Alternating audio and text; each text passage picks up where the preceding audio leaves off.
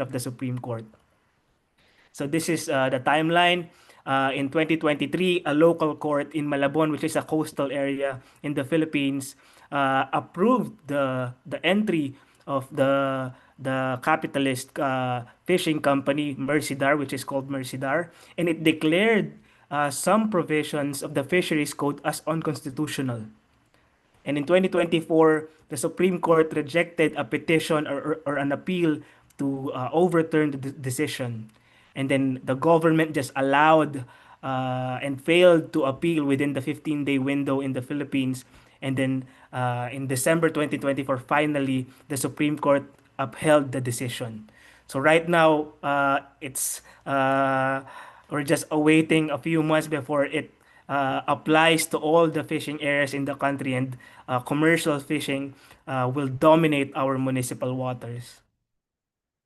And so this is like the key element of the decision. Basically, what the court declared unconstitutional was that the 15-kilometer municipal water, they say that it is should not be limited to only the artisanal fishers, and we should utilize it for capitalist and commercial fishing vessels.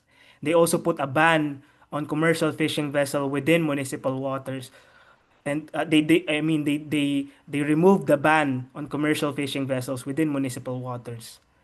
And then they also removed the power of the maritime police to arrest commercial fishers who are encroaching on that 15-kilometer fishing ground. And these are the key people that are to blame for this decision. First, the Mercidor Fishing Corporation, this is one of the biggest fishing companies in the Philippines, and they are the one who petitioned for this decision to be approved. And then the judge, we are naming the judge because this judge, Zaldi Docena, has a history of siding with capitalist commercial fishing. In 2014, this judge ruled to halt an anti-commercial fishing ordinance. And in 2022, it dismissed a petition for mandatory VMS.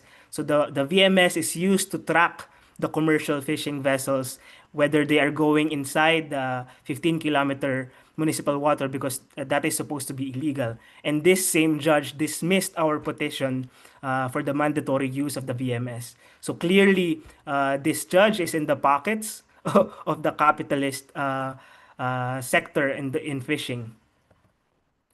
And so what we also say is that the fisheries code that is supposed to protect the artisanal and traditional fishers is nothing but an empty promise, because even before this decision by the Supreme Court, the municipal fishers are encroached by commercial fishing. But now, with this landmark decision, their encroachment is now legalized and they will not be penalized anymore. So what used to happen is that when they go inside the 15-kilometer, they get fines, they get a slap on the wrist, and then they continue to go inside. But now we don't even have that guardrail. They can just go in freely, and I think everyone can relate, especially us artisanal fishers, us traditional fishers. We cannot compete with the heavy equipment of the commercial and industrial fishing fleets. So again, this decision legalizes the long-standing illegal operation by capitalist commercial fishers. We recorded in 2023, so even before the decision happened, we have recorded 28,822 instances of commercial vessels fishing in our municipal waters. Remember, this during this year, it is still illegal. So even if it's illegal, there's 28,000 instances. So you can just imagine what will happen because of this decision. There will probably be more instances of them encroaching these waters. And the major provinces in the Philippines affected by this decision as Zamboanga, Palawan, Mindoro, Iloilo, Negros, Sulu, Tawi-Tawi. These are very rich in terms of the marine resources, especially in the municipal fishing water. And of course, with the heavy equipment and the very extractive method and way these capitalist fishing companies get fish, it will for sure deplete our local supply of fish and will leave thousands of livelihoods destroyed. Again, going back to the Fisheries Code of 1998, we say that it's an empty promise because there's actually an element in that law that says that if the water is 7 fathoms deep, even if it is within the 15-kilometer municipal water, the commercial fishing vessel can still fish there. So this is the became the basis. This became the basis for the decision of the Supreme Court to allow the encroachment within the municipal water. And when the decision gets applied in a few months, 90%, we estimate that 90% of our fishing grounds will now be accessible to big capitalist commercial fishing vessels. And to put it in perspective, according to experts, only 10% will be left for the artisanal and traditional fishers. And so our government, even though they are acting innocent, the government is saying that this is the decision of the Supreme Court. It is an independent court, but our government is clearly complicit because our president Marcos Ferdinand Marcos Jr. during his State of the Nation address was pushing for a science-based redefinition of fishing grounds. What he meant by this was that utilizing all of our fishing ground uh, at the expense of the traditional and artisanal fishers. And very bluntly, he also assigned a capitalist fisher, an owner of a capitalist fishing company, Francisco Chu Laurel, as his agricultural secretary. And this capitalist, Francisco Chu Laurel, who owns one of the biggest fishing fleets in the entire world, Frabel Fishing Corporation, also supports the definition of the president in redefining the municipal fishing ground. So obviously, this what we see in the Philippines is the collaboration between the outright collaboration between the government and the capitalist class to exploit our fishing grounds. So Terence, just a few reminder of the time. I'm almost yeah, thank you for the reminder. I'm almost done. So what's at stake is that 90%, again, 90% of our traditional fishing will be monopolized by commercial fishing companies. And obviously it will be a threat to millions of livelihoods and community-based and subsistence fishing. And it will greatly affect not just the fisher folk, the livelihood, but also the food security and food sovereignty of the entire country because it will be used to justify importing fish from other countries. So what we call on now is to oppose for all fishers to oppose this decision and to hopefully still force the Supreme Court to reverse their decision. And what's something positive that came out of this is that you see the fisher folk who are not previously interested in organize themselves, and we were able to mobilize thousands and thousands of fishers because of their discontent and their disgust of this decision. So just for my the final part, just showing some of our mobilizations about this campaign. So we've conducted numerous mobilizations for the past year about this. We've also did press conferences, um, again mobilizations in the streets, a coastal protest, and also we've garnered a lot of support from different sectors, from academics, from students, from researchers, but also from progressive lawmakers.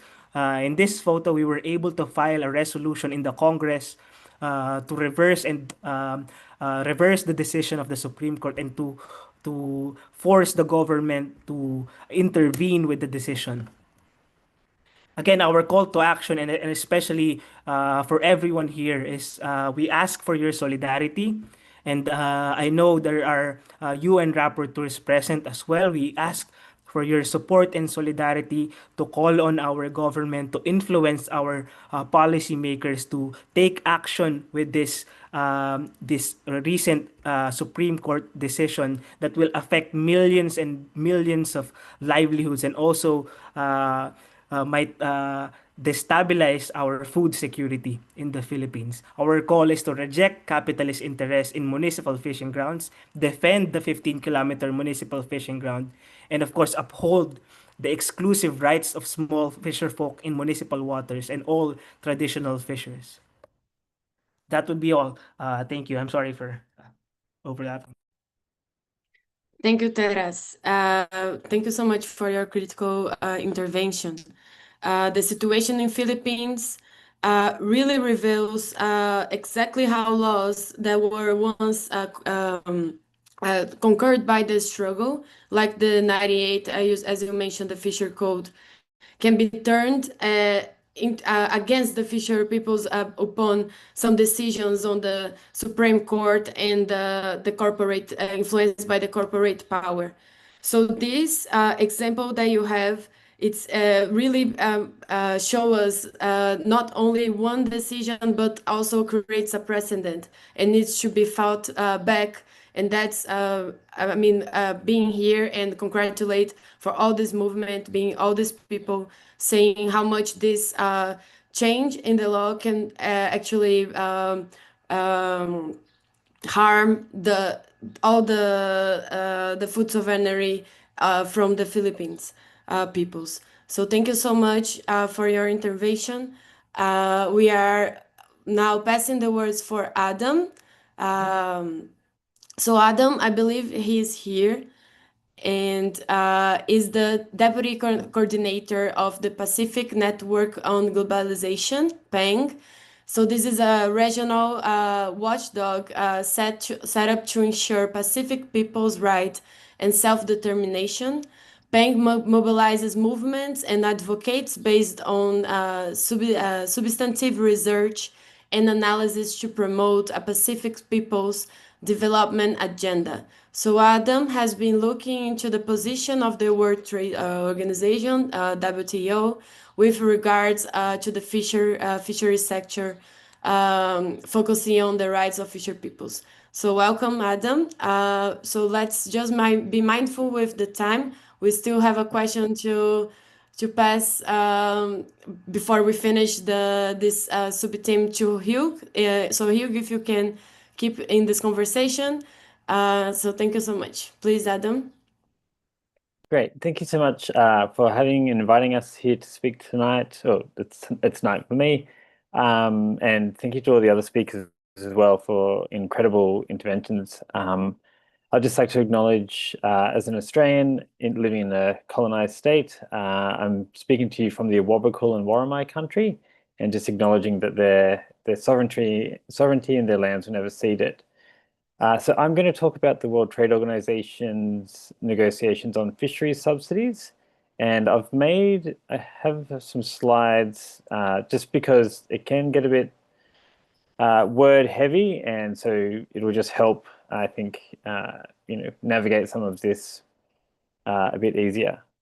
So when I talk about the World Trade Organization's work on fisheries subsidies, just to bring it back to the WTO itself, it was established with this aim to reduce what it would deem as barriers to trade, and this includes a whole range of things, including environmental legislations, regulations for standards, the subsidies given to farmers, to fisher folk.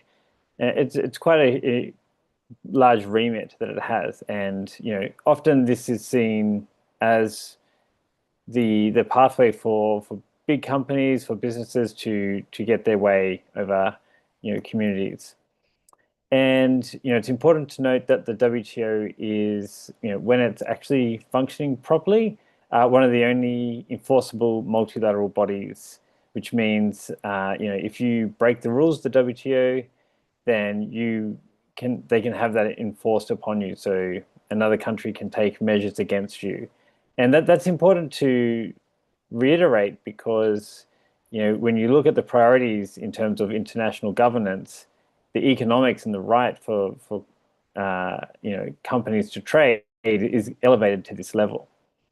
It operates on consensus, which on the one hand is very democratic, but also means for any country which is able to block a decision must withstand a lot of pressure. And we've seen that recently with India in particular getting a lot of bad press over the years for not allowing, or being the biggest party to refuse some of the proposals in the WTO.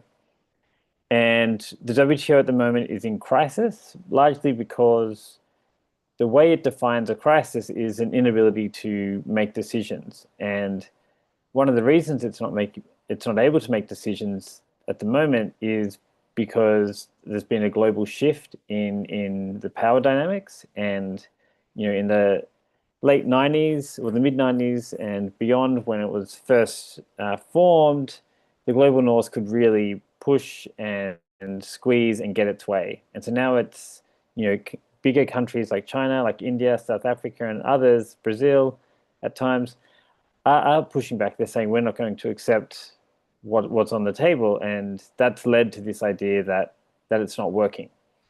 And so when we take that crisis into the reality with Trump's tariffs, we can see that there's now this pressure, and the WTO is becoming this forum to fight back in a way against Trump, and that's a really dangerous position, I think, for this narrative around fisheries subsidies to be in, because it's getting caught up in broader discussions around trade and multilateralism.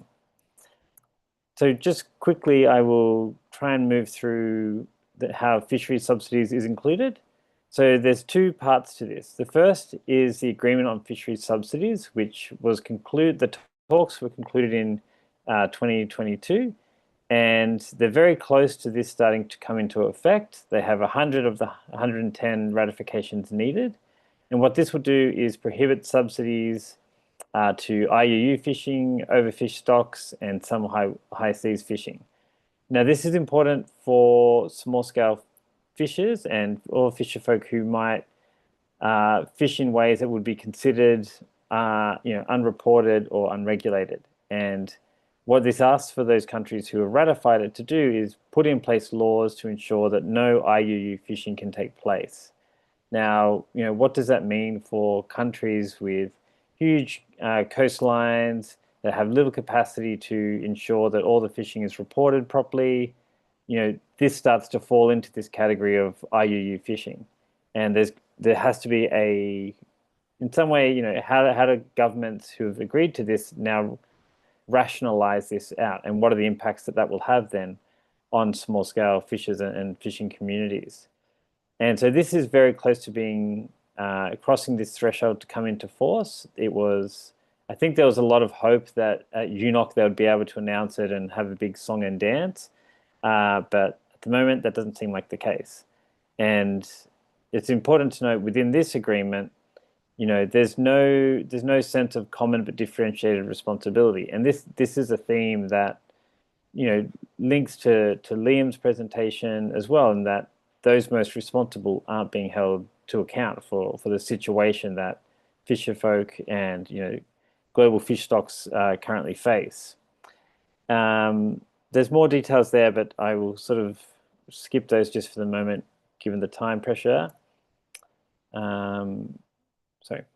So there's a current agreement that they're trying to ratify, but there's also an ongoing set of negotiations, and the ongoing negotiations are dealing more with the bigger, more complex issues within the fisheries sector. And so these are subsidies that contribute to overcapacity and overfishing, which is, as we heard from Terence and others, like an ongoing issue, an ongoing problem for fisherfolk communities and fish stocks. So it bans a whole range of subsidies. You can see the list there. For fishing communities, a lot of those subsidies, if they do receive them, would be highly prized. And this is technically what's on the table for being taken away. So there's this list of prohibited subsidies, but then we start to see this breakdown. And what this breakdown does is it means that those big subsidizers aren't being held to account. And one of the ways they do this is basically saying, if you can prove to the WTO that your fishing is sustainable, then you can keep subsidizing. Now that rewards those countries who have a lot of capacity to measure and monitor and notify the WTO, but it also puts the management measures of countries into the WTO, where people can contest them and challenge them. Now, the WTO has zero experience on fisheries management. It is not the site for these discussions, yet it is now assuming this role of fisheries governance by de facto. We're also seeing distant water fishing, the subsidies that contribute to distant water fishing. The way it's structured at the moment is highly problematic. It doesn't really hold those to account, especially given when you consider that they take up the most subsidies, catch the most fish, are the largest contributors to overcapacity and overfishing, yet they have the weakest prohibitions applied to them. So I'm conscious of time, so I am moving fast. One of the key parts of the mandate for these discussions was around special and differential treatment. And this was basically to say, for developing countries and least developed countries, in recognition of your different levels of capacity, we will, in theory, it's supposed to give them less commitments within an outcome. And so we can kind of see that there's a tiered system here where least developed countries are exempt whilst they're LDCs.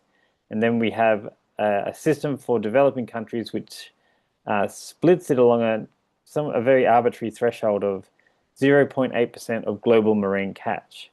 Now, sorry to wade into the technicalities, but just to highlight the importance of this is because for those countries who sit above that threshold, so currently it's India, Indonesia, Malaysia, and others, what that means for fisher folk is included in how they then try and carve out fisher folk in a very haphazard way, which will ultimately capture fishers anyway. So for those countries who are above that threshold, you can provide subsidies to small-scale fishers, but and this is as defined by that member, but it can't be for industrial fishing. Now, this invites in a whole problematic and complex discussion around definitions. What does industrial fishing mean? Who decides that? The way it's being asked here also invites a challenge from other members. And we know, the history of coming up with definitions for different types of fishing is highly controversial, highly problematic, yet we're seeing the WTO bring that into its fold. And so, that's something that we've been talking with groups like WFFP and others to sort of say, this is the way they're trying to capture small-scale fishers. And, the irony being that they're going to all this effort to police the sector of the fishing, industry that's the least responsible, gets the least subsidies, but they're going to all this effort, whereas the big fishing fleets are largely excluded. My last slide is where to now. Noting WFFP's call to take fish out of the WTO, really reiterate that. There's going to be a big push to try and conclude these negotiations or get close to concluding them in Geneva in the lead up to a big celebration, if they can, in Cameroon at the next ministerial in March next year. So now's the time to start talking about this and pressuring your governments to walk away from the agreement and stop the negotiations. So apologies and thank you. Thank you, Adam. That was a great presentation and a very good call to action. So yes, so you help me, so you help us to understand better how the World Trade Organization works as an institution that often represents as neutral, but in fact is one of the most powerful forces of the global corporate interests. Your explanation on how subsidies are framed as a barriers to trade reveals how upside down the system is. support for fishers is treated as a problem, while the industrial extractivism is protected. So thank you so much for your important message for us. Now I'm gonna pass the mic for Paula, which she will introduce us to the next sub-theme. So thank you so much. Bem-vinda, Paulita. Thank you so much for all these interventions. We're now entering into submit theme 5 on assertions of ocean, water, and fisher people's identities, territorial, and customary rights. So I'm going to introduce Ana Isabel Marquez from the Universidad Nacional de Colombia. Ana is an anthropologist and an assistant professor at the university in San Andres Island. Anna has centered her work on dignifying ocean people's ways of life and mobilizing for territorial and maritime rights in terms of maritorio and aquatorio. She'll tell you more about this work and working for the rights of Rizal people and Caribbean fishers. So, Anna, the forum is yours. Okay, thank you very much. Can you hear me? Yes, we can hear you. Okay, thank you. I'm sorry because my connection is not working so good, but I hope it will endure for the presentation. Well, I'm going to speak in Spanish. So just give me 1 second. Bueno. Buenos días para todos y todas y muchísimas gracias por la invitación a este espacio. Es un honor para mí acompañar a pescadores y pescadoras de diferentes lugares del mundo en estas luchas que llevamos adelante por la defensa del mar como un espacio de vida, como un lugar donde diversas culturas y sociedades han llevado a cabo sus formas de vida. En el espacio de hoy quería hablar precisamente de los maritorios y los acuatorios, este concepto que escuchamos hace un momento también en las traducciones y que es muy valioso porque contribuye precisamente a ese reconocimiento de las dimensiones sociales y culturales del mar que si bien para nosotros en este espacio pueden ser muy claras, siguen siendo periféricas y claramente invisibles en muchos de los espacios que en donde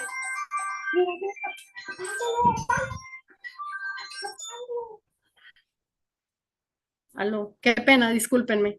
En muchos de los espacios en donde se discuten temas sobre el mar.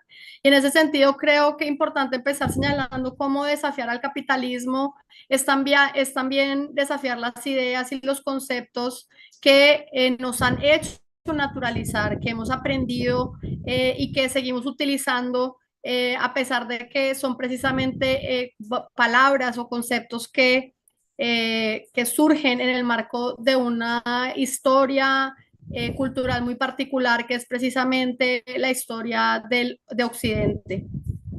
Creo que ustedes más que nadie saben la importancia del océano para los seres humanos, la importancia que ha tenido históricamente, la importancia que tiene en la actualidad y precisamente cómo en el marco de esas diversas relaciones que los seres humanos han desarrollado con el océano, existe una gran diversidad de formas de vida y una gran diversidad de formas de entender y relacionarse con el mar.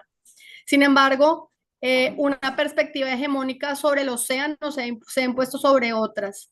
Y esa visión es precisamente la que podemos llamar la visión occidental contemporánea del mar o la visión del Estado Nacional, que, como he dicho, si bien ha sido construida histórica y culturalmente, hoy en día consideramos natural.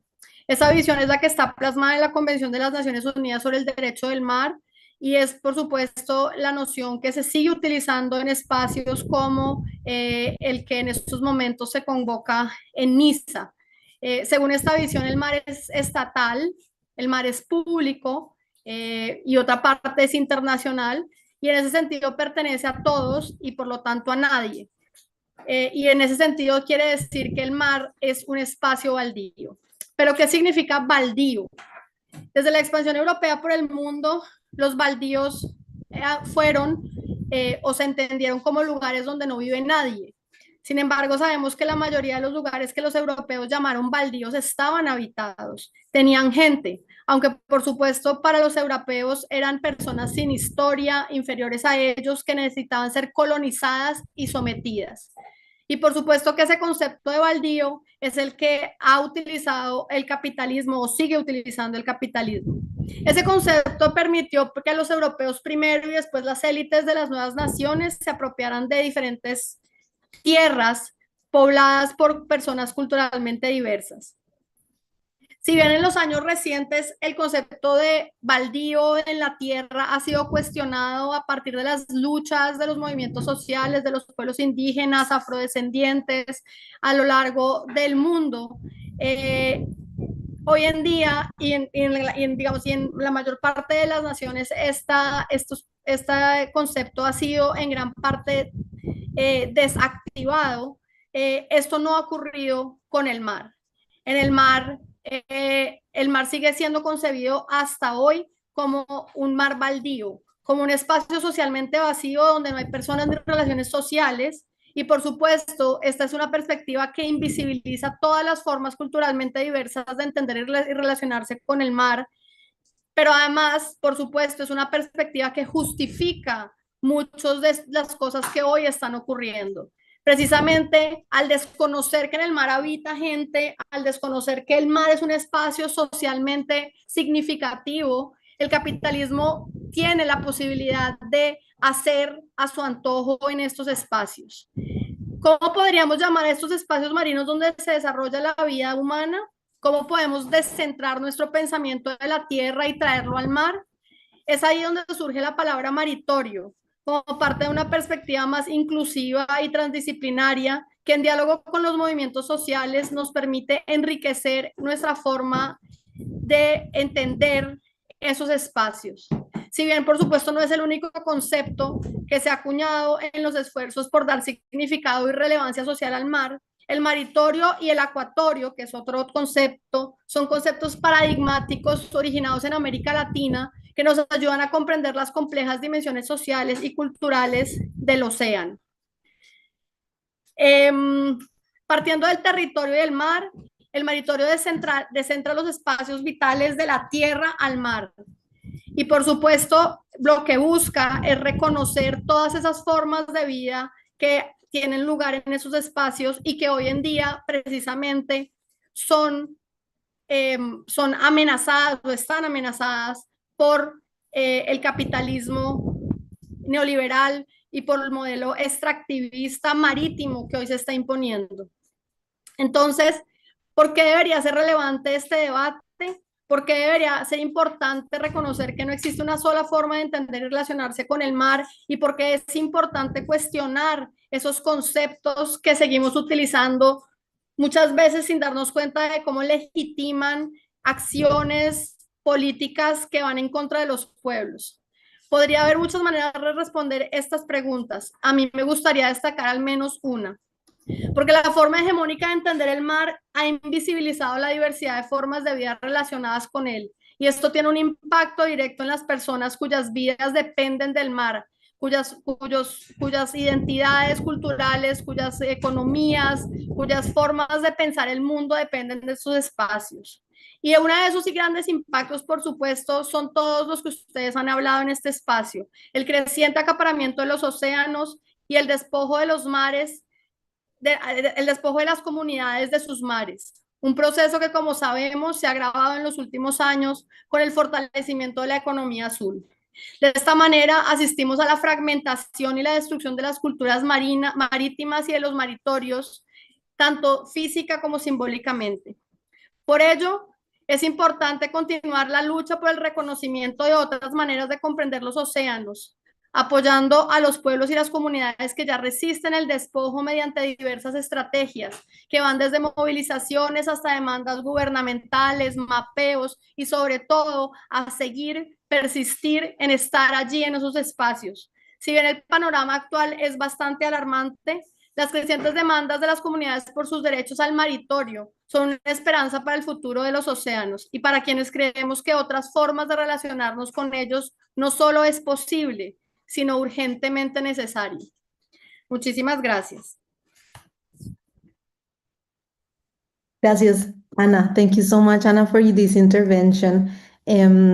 It is such an important topic in terms of the meanings and the terms we use to call territory, how we, by using concepts that exclude and create these imaginaries of the oceans as available for exploitation, we are really limiting the possibilities to assert the rights of ocean peoples and water peoples. I think it's also important to see all the efforts to dignify these other ways of relation and relating to the ocean and waters. We even saw with the process in Chile the attempt to bring the idea of maritorio into the new constitution, which failed, but also the push from all the movements in trying to incorporate these different understandings and ways of relating. So I'm now going to pass the mic to Michele, who is from the Caribbean Network of Fisher Folk Organizations from Antigua and Bermuda. Mitchell is a program coordinator of the CNFO.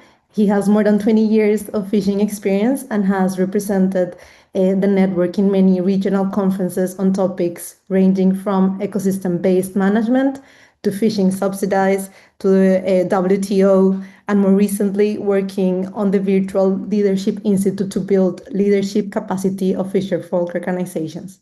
Mitchell, the mic is yours.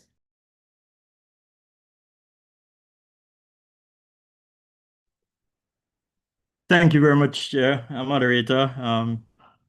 Greetings to everyone. I'm going to speak a little bit on right to fish. I'll just turn on my video for a second so you know who I am. And I'll prefer to keep it off because of the internet issues. So we are conscious that in this particular season, small-scale fisheries are being challenged in many different ways. And I just want to focus a little bit on the rights that small-scale fishers enjoy, but that are also being challenged.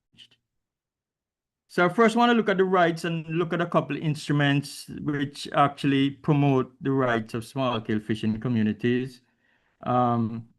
So there are three main types of rights that I wish to speak about. First is procedural human right, which has to do with the right of small-scale fishers to information, the right to participation in management issues or any issues that affect small-scale fisheries, and then the right to legal remedy in cases where there are conflicts and other infringements. Then there's the whole issue of substantive rights, and this is where I will focus a bit of my attention. And substantive rights for ocean rights holders like small-scale fishers include tenure rights, livelihood rights, right to food, water, cultural rights, health, and social services. I'm going to focus my attention quite a bit on tenure and fishing rights itself, but just to give us a broad brush on the rights. And then the final set of rights that we as ocean holders, rights holders have is the legislative right.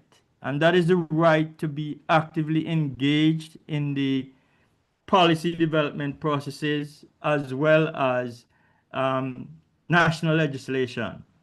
But this also includes global initiatives as well, as we have already demonstrated our willingness to participate, as we had quite a bit of involvement in the development of the small-scale fisheries guidelines.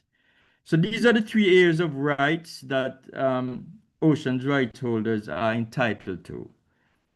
This talk focuses quite a bit on fishing rights, which is about having the right to access the resource.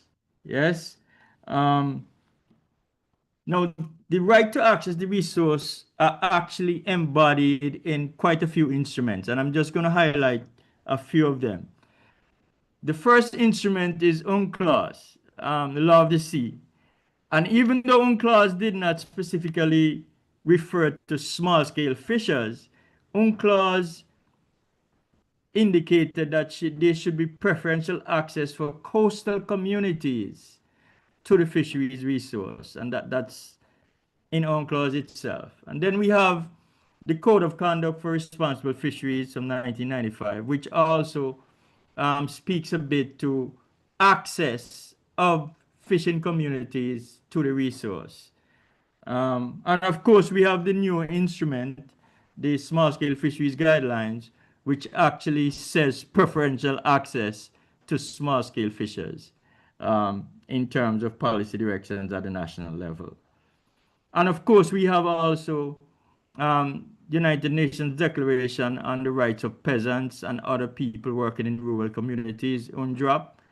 And this instrument also looks at the whole idea of access to small-scale fishing communities. Interesting, isn't it? So the right to access the fisheries resource is embedded in global policy instruments and is therefore something that small-scale fishers should enjoy. Unfortunately, we have to turn our attention to the fact that this right to fish, right to access to fishery resources, is being challenged and being challenged in many different ways. And I just want to highlight a few because I want to focus a bit on those things that I consider important for us to secure our rights. But challenges first.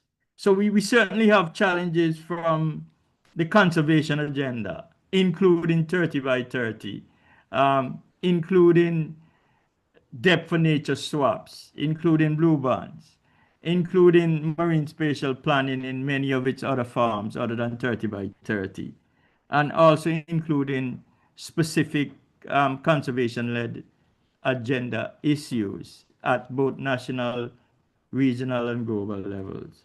So we have that threat to rights. So whenever a space is taken away from the resource, then the right to fish is reduced.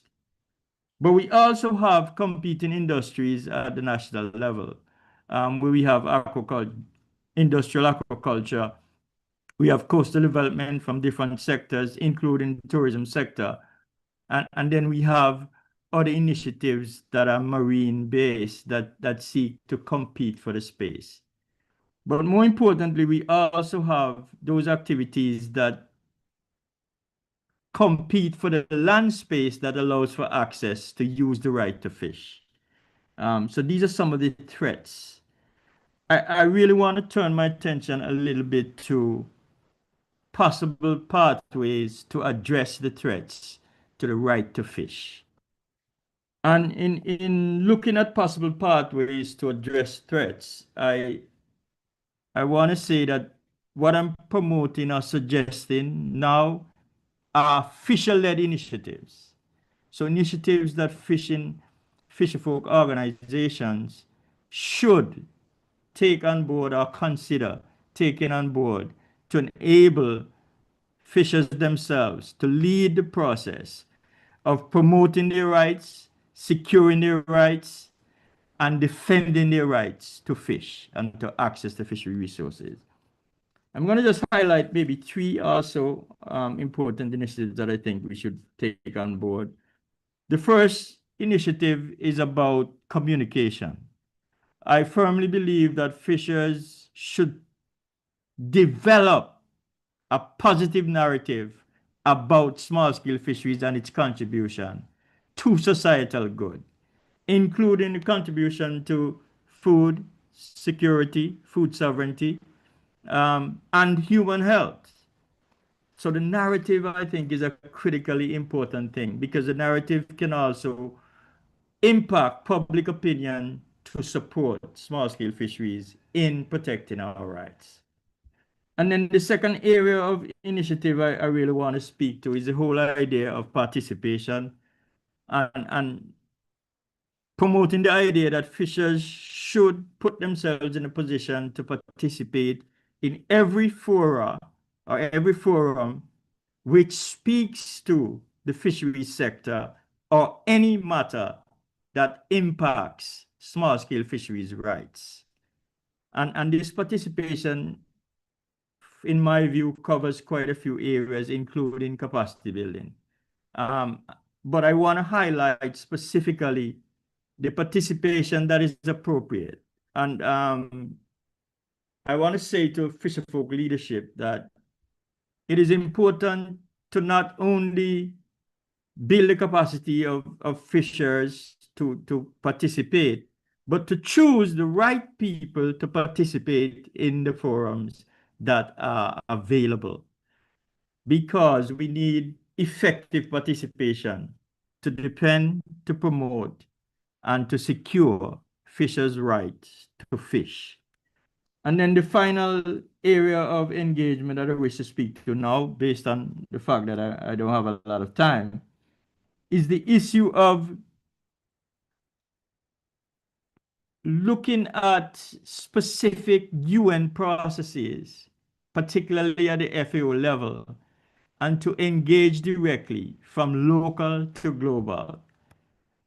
And to do this, I'm suggesting that the global fisheries movements consider having some support mechanism to support participation and engagement at all levels. So the issue here is about fishers themselves having support mechanisms to provide for appropriate, efficient, and informed participation in governance structures at all levels. So those are my thoughts. I trust I didn't take too much time. Thank you very much. Thank you, Mitch. That was excellent and very important call to know the rights and to think about the rights to fish and the importance of effective participation across different levels in global forums, but also locally, the key role that the fisher movement plays in supporting this. I'm now going to pass the mic to Jones Partagos, who is part of the Participatory Action Research Coalition in India. Jones is an activist from Tamil Nadu. From a young age, he has been an active member of the fish workers movement, including the Kandung Kaluam anti-nuclear movement, mobilizing for fisher struggles for identity, rights, and territory. He is a youth assembly coordinator of the WFFP and has been a strong voice and avid advocate for the notion of ocean peoples, and to say not small scale fisheries, and this taking away the focus from scale to thinking more about identity, culture, and rights. So Jones, please, the mic is yours. Thank you, Paula, and I thank you all. Am I audible and clear? Yes, you are. Yeah, and thank you for all the comrades support groups to be along with WFFP, and also for our movement, other land-based movements, peasant movements, all together as an alliance to put hold on this United Nations Open Action Conference that is happening as Ocean Conference. So thanks for all your solidarity on behalf of WFFP and behalf of WFFP. Let me start in mapping the customary rights. Let me say that we, the ocean people, the fisher people, the saltwater people, the sea people, the Samis, are the living descendants of the ocean rimmed world. Not 30%, 40%. It is more than 70% of the world is oceans. And more of the oxygen comes from the ocean, not from the tree. Trees doesn't use tree, rather than trees, more of the oxygen comes from the ocean. So we are the living descendants, we are the aborigines, and we are the ancestors of this world. And the life starts from the water and the life starts from the ocean. So we as ocean people, we as fisher people, we are the aborigines of the world. So we can't say that we can't claim any rights, because without us nothing is there. So we are being pushed to have this what we say, pushed to have this conference or a meet of all of us to discuss as ocean people, as a conference of the ocean people, to say that we are the people of the ocean, not the people who are sitting in the UN Ocean Open. I don't call it as Ocean Conference, because it's an open auction that is happening. So we can call it as an open auction conference, because conference have different meanings, should be discussed. But this is an auction that is going on in different topics, different themes, different resources. So it's an open auction, that is ocean auction is going on for the past 3 days. It started in 6th. So don't we should not label it as conference. So this happened everywhere. It is happening since the histories of these inventions of the colonism that is happening on us. Now colonies are now defined as corporates. No different words. Words are similar. Colony to corporate, company to corporates. That's all. Company to corporations, colonies to corporate. So words are not different. So I want to say to all the discussions, all people have been discussed, everything has been discussed. But here I want to highlight is that we should understand that after the Second World War, a coalition of imperialistic nations came together to loot the resources. And that coalition is obviously called as United Nations. These are all imperialistic nations who have been sitting to explore resources from the countries where people are there, who want to brand nature as a resource, because we can't even say, when you say a resource, it becomes commodity. So these imperialistic nations decide everything, and they decide all our future. They call it the auction, the ocean auction that is going on, call us our ocean, our future. They are going to decide whose ocean, who is claiming the ocean, as Nazik was saying in the chat. Who I have to name my son, I have to name my daughter. Who are you to name? Who are you to name the entire world? So these imperialistic nations has to be counted a lot. So we, as the people of the sons and the daughters and the ancestors of the ocean-rimmed world, we are here to name ourselves, and we are here to put our voices together to make them hear. They are hearing us. So don't worry. And this is not security. When we say we want to secure, they will say that food security. This is the sovereignty. It is not only food sovereignty. It is not only fish sovereignty, or it is not only the sovereignty of the land. It is the sovereignty of the people. It is the sovereignty of the ocean-rimmed people, who are the ocean people. So we have to clear in that mindset. So mindset should be kept very clear. Don't believe on anything. This they will say that 30% by 2030. Somebody is saying even 1%, below 1% they can't secure. We know how to secure. They can't even come, because these people are afraid of waves. They are seeing the ocean as pond and lakes, because they can't. So don't keep the mindset very clear. Our mindset is very clear. This is our sovereignty. And this sovereignty, that mindset should come. That because we are bonded, or we are slaved with some certain terminologies, concepts. So, for example, after this United Imperialistic Coalition started as United Nations, they came up with a law called United Law of Sea, UNCLOS they call. Some people say it is a Bible of the ocean. Bullshit. It's a holy shit. It is how the territories are made as property rights. They are putting our territory, plotting our territory, and they are saying that this is our property without asking the people, without asking the sovereignty of the people. So I always say, when they say it's a blue Bible, I will say that it's a holy shit. Don't worry about these blue Bibles, because nobody can put territory to the fish, and nobody can stop fisher peoples. Blue whales cannot be stopped. Blue whales cannot be stopped. Sharks cannot be stopped. It will come to Arctic. It will come to Atlantic. No, so these boundaries of territorial waters, exclusive economic zone. I want to say that in those days itself, they are branded as exclusive economic zone, the 12 to 200 nautical mile. Now, what is this exclusive?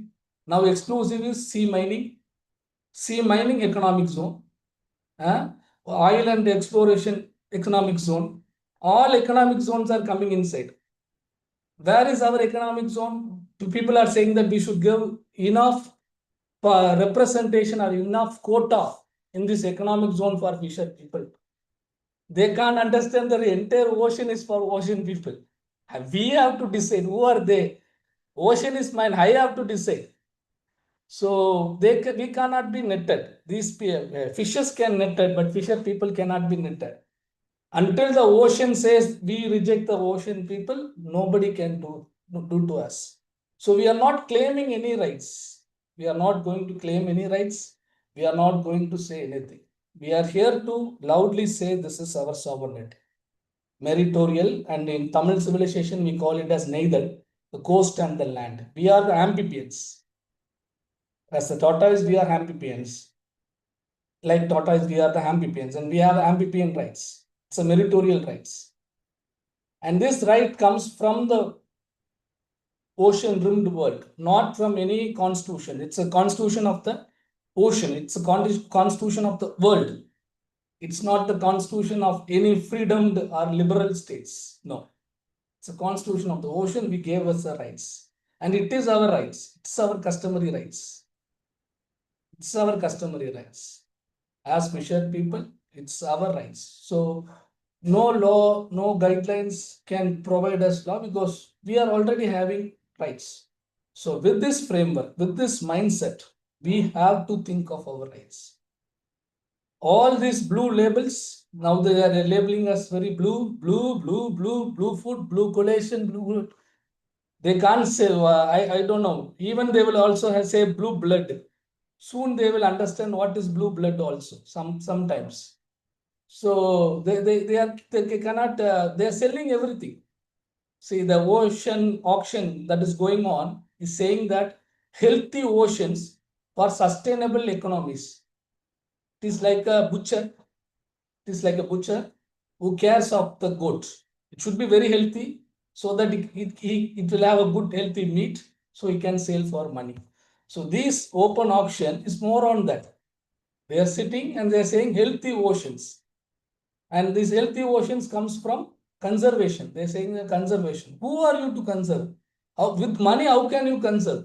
How can you clean ocean? All false solutions, all mindsets, they're trying to make you understand. They will say a small scale fishes. It is like saying a small scale fishes, right to fish. What is this? These are all false solutions, false mindsets. So nobody can litter ocean. Nobody, ocean will take its own. And these researchers, and they call us fisher people because we are doing fishers. So I call them, they call them as bureaucrats, but I call them as room boys or room people sitting in the room and deciding everything. These room people who doesn't know what is ocean, what are the fishes in the ocean, and they count with percentages. They sit and put percentages, numbers, and they will say that this much percentage for this many years. John, sorry to interrupt you. Yeah, so we should not believe on these people. So I am again saying that break your mindsets. We are not small. As I said, we are the people of the ocean rimmed world. We are inherited with the nature rights of the land and the coast. We are here, and we as WFFP and as the daughters of the sea, we want to say that we want to say to the entire imperialistic nations who are called as United Nations that only the live fish, dead fish goes with the flow. And the flow is on capitalism and consumerism. And we are live fishers and we are the ocean people. So we will go against the flow. So we are having this conference. We are having this meet to go against the flow. And this is the sovereignty of the ocean people. All together, we will have our own territories determined with self-determination. We will capture our own sovereignty, and our sovereignty will be reclaimed as soon as possible. And it will be done by the justice of the nature. And it is the justice of the entire ocean-rimmed world. Thank you. Wow, thank you, Jones. This was very, very powerful. And thank you for reclaiming and changing the meaning of this conference to an auction, the auction of oceans, and also highlighting who has the right to name things and the sovereignty of the people of ocean peoples. that comes from the constitution of the oceans, not of nation states, and the civilization, the ocean civilizations. Thank you so, so much for this amazing intervention. And now I'm going to pass the mic to Marianelli Torres from CONDEM in Ecuador. Marianelli is the national coordinator for the defense of the mangrove ecosystems in Ecuador. She has a master's in communication research and social education. She works with women harvesters and fisherwomen from the Ecuadorian coast and in Latin America. And he has been a delegate of the Food Sovereignty Working Group of WFFP and the Global Network Slow Food. Marianelli, the floor is yours.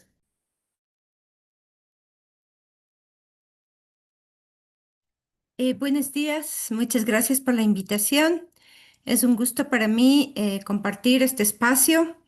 Un gusto encontrarme con la doctora Ana Isabel Márquez, con quien estamos trabajando a nivel de América Latina y del Caribe en el esfuerzo de fortalecer la red de mujeres recolectoras y pescadoras rizomas de vida. Yo voy a plantear algún tema también que va por justamente por donde la doctora Ana Isabel Márquez abrió ya un poco el tema de los derechos de los pueblos pescadores, desde una visión que va más allá de la pesca como una actividad exclusivamente económica, ¿no es cierto? Como un sector exclusivamente trabajador, como los trabajadores de la pesca, sino como sujetos culturales, como comunidades culturales con diversas identidades, cuyos derechos no han sido reconocidos y más bien han sido despojados sistemáticamente. Y para concluir, quisiera también poner unos dos ejemplos de lo que está pasando en Ecuador y lo que está pasando en Colombia en relación al control y acceso a los territorios marino-costeros. Entonces, quisiera plantear como primer elemento el hecho de que efectivamente el Estado-nación, los estados, ¿no es cierto?, ejercen sus soberanías a través de los distintos cuerpos jurídicos dentro de los que se denominan bienes nacionales de uso público o bienes comunes, ¿no es cierto? Eh, Establecen su soberanía, eh, eliminando, invisibilizando toda posibilidad de derecho de los pueblos que tradicionalmente los han habitado, ¿no? Es así que al denominar los bienes nacionales de uso público y decir que es propiedad de todos los ciudadanos, desconoce principalmente los derechos de estos habitantes que han estado ancestralmente habitando los territorios marino-costeros.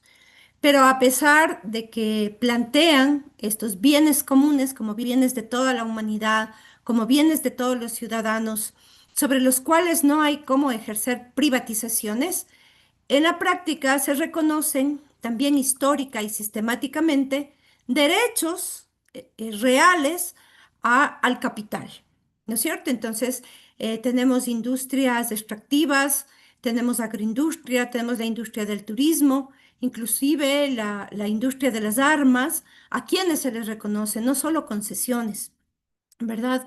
Porque vemos que en la práctica realmente acceden a un dominio sobre esa concesión que el Estado le da en nombre del desarrollo de los países. Mientras que a las poblaciones, a los pueblos de pescadores y a los pueblos de recolectores, se les va arrinconando, ¿verdad? Se les va quitando incluso el derecho al trabajo, ¿no? Cada vez vemos cómo las zonas de mar, las zonas de manglar se van reduciendo porque se va ampliando la frontera del capital, la frontera extractivista, de la minería, del turismo, y las poblaciones, las comunidades, las familias pescadoras y recolectoras cada vez tienen menos acceso a los territorios marino-costeros por donde han transitado este, históricamente, ¿no?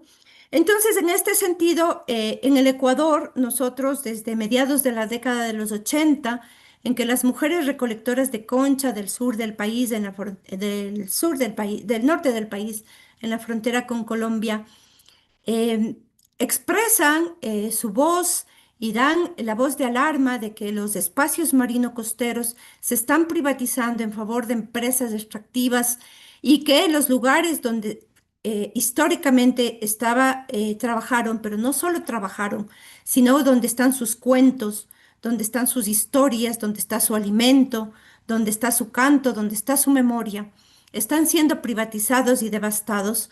Se empieza a demandar un derecho colectivo, que se le reconozca a los pueblos del manglar y del mar como los derechos territoriales colectivos, porque hay un antecedente histórico, ¿no es cierto?, de ocupación, de habitar, de desarrollar la cultura y las identidades en estos territorios que son de épocas precolombinas, en el caso de nuestro país, cultura precolombinas de antes de la invasión europea en nuestros países.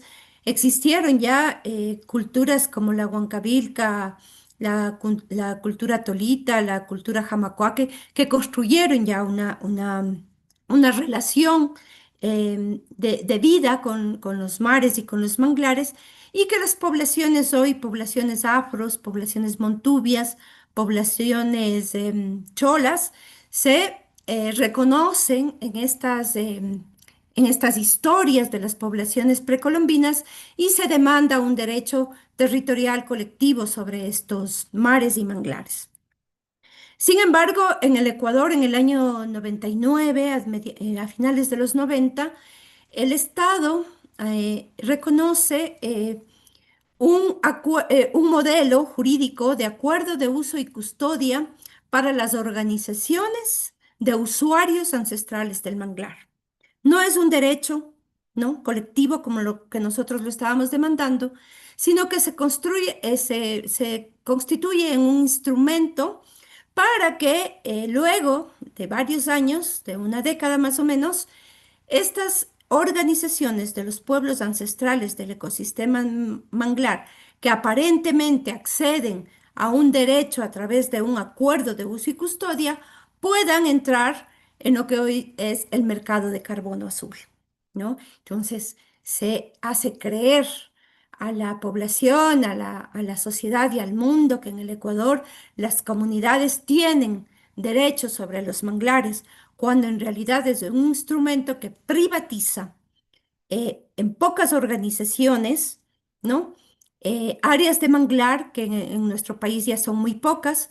En el Ecuador sobreviven 80.000 hectáreas de ecosistema manglar frente a 250.000 ocupadas por la acuacultura industrial del camarón. Entonces se cuenta la historia al mundo de que en el Ecuador las comunidades del manglar tienen derecho.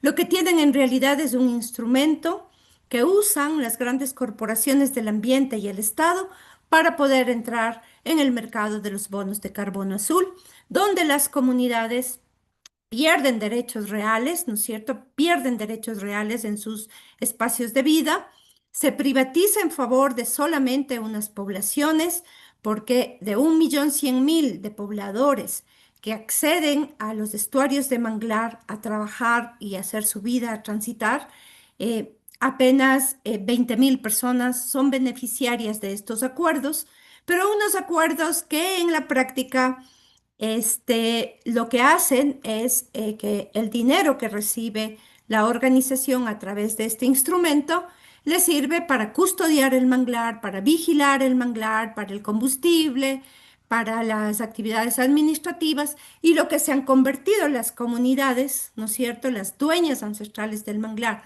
a través de las organizaciones que acceden a este acuerdo de uso y custodia, es en cuidadores de los remanentes de manglar para que entren en los mercados de carbono para las compensaciones, ¿no? Entonces, frente a esto, desde el año 2006-2007, como Coordinadora Nacional para la Defensa del Manglar, nosotros llevamos un proceso de autodefinición como pueblos ancestrales de los mares y de los manglares. Porque más allá de reconocernos como pescadores, como recolectoras, como mujeres concheras, nos reconocemos como un pueblo que se pertenece y se arraiga a un ecosistema, ¿verdad?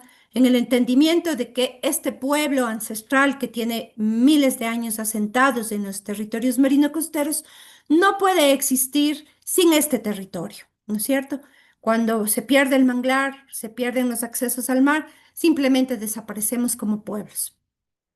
Pero también quería compartirles que en abril del 2025 la Corte Constitucional en Colombia acaba de reconocer derechos territoriales colectivos a pueblos pescadores afros, ¿no es cierto?, en zonas de manglar y de bajamar.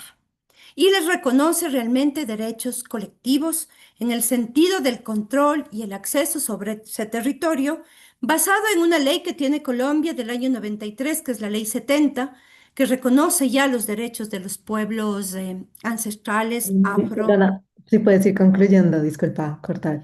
afroecuatorianos. Entonces, quería plantear estos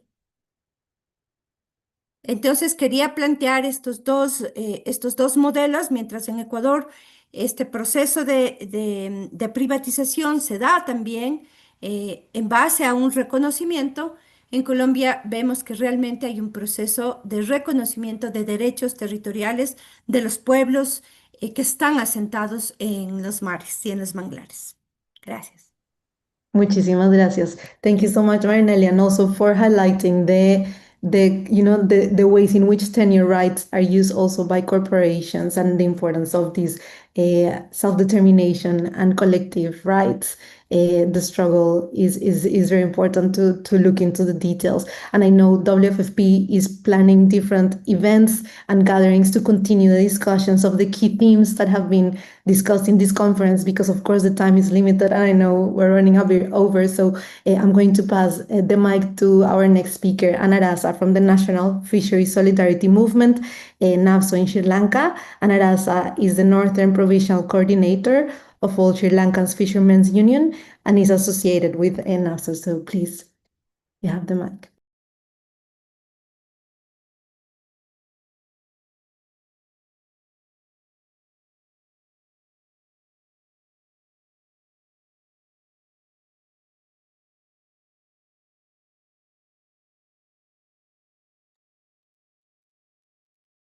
Anarasa, can you hear me? I can see you.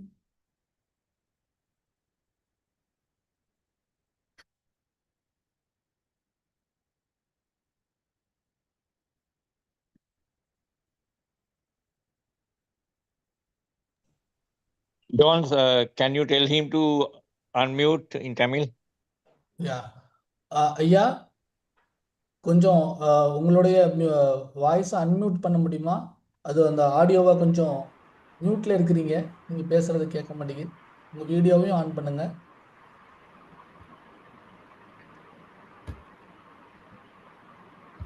வணக்கம். I'm not getting the translation box. Hello. Hello. Hello. Hello. He's going to speak in Tamil. Okay. Can you? நான் இலங்கையில இருந்து வடக்கு I am not மாகாணம் getting box. ஐயா ஒரு நிமிஷம் wait பண்ணுங்க. யாழ்ப்பாணத்துல இருந்து ஐயா அன்னராசா பேசுறேன். அன்னராசா ஐயா கேக்குதா? ஒரு நிமிடம் வெயிட் பண்ணுங்க. உங்களுடைய I am not getting the box. Translation box.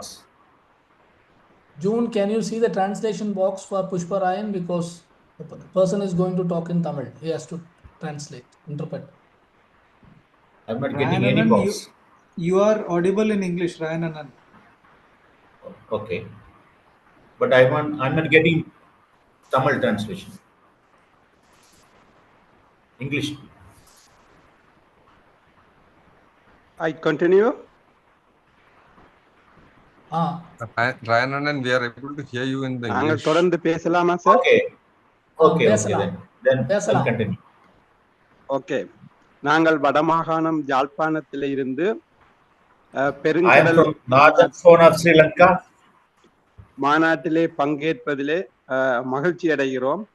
Happy to participate in the ocean conference. வடமாகாண பெருங்கடல் மீனவர்களுக்காக இலங்கையிலே இருந்து எங்களை வழிநடத்தி எங்களுக்காக குரல் கொடுத்து கொண்டிருக்கின்ற கேமன் குமார் சார் உட்பட இதில் அத்தனை பேரையும் நாங்கள் வரவேற்றுக் கொள்வதோடு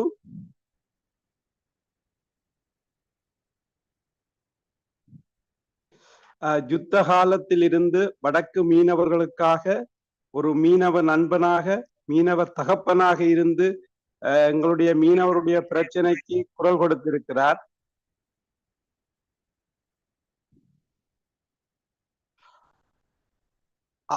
அந்த வகையிலே இந்த பெருங்கடல் மீனிலே நவீன தொழில்நுட்பத்தால் எங்களுடைய கடல் வளமும் எங்களுடைய கடற்சூழலும் நவீன தொழில்நுட்பம் என்ற போர்வையிலே Our oceans are being blended by modern techniques of fishing. அழிக்கப்பட்டு கொண்டு வருகிறது. அதாவது பாரம்பரிய முறையிலே இயற்கையாகவே மீன் உற்பத்தி செய்யப்படும் தீவுகள், இலங்கையை சுத்தி அல்லது வடமாகாணத்தை சுத்தி பெருமளவான சிறு தீவுகள் இருக்கின்றன. அதிலே மீன் இனப்பெருக்கங்கள் அதிகளவாக இருந்து கடலுக்கு செல்கின்றன. ஆனால் நவீன தொழில்நுட்பத்தினாலே அண்ணா ஒரு நிமிடம் கொஞ்சம் வெயிட் பண்ணுங்க. Okay okay. Pushparayan Annan, you are in the Tamil channel, Pushparayan Annan. Can you switch to English? Yeah, I have switched already, but there is no translation box appearing in the desk. He needs to be reassigned, Arun. Nadine, can you just make Arun or June the host? Continue பண்ணவா sir? ஒரு நிமிடம் அண்ணா. அண்ணா ஒரு நிமிடம், உங்க மொழிபெயர்ப்பாளர் ready ஆயிட்டு இருக்காங்க. அது சரியா இன்டர்நெட் இல்ல. ஒரு நிமிடம். Okay okay okay. Breakout rooms not available. In both machines it's not available, is it? John, you have host. Go ahead, John. Thank you.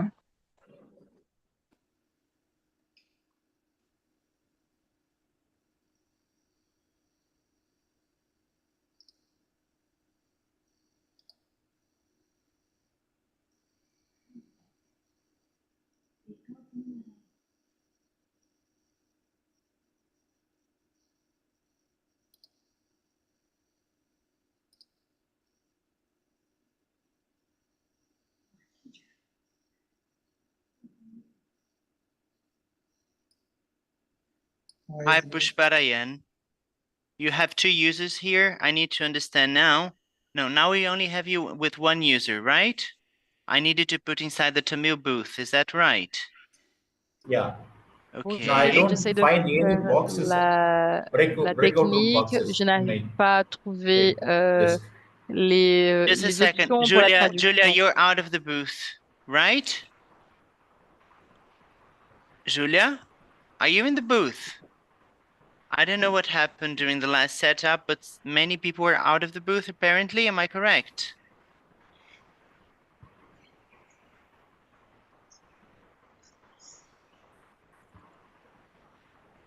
Júlia, você pode confirmar se você está na cabine?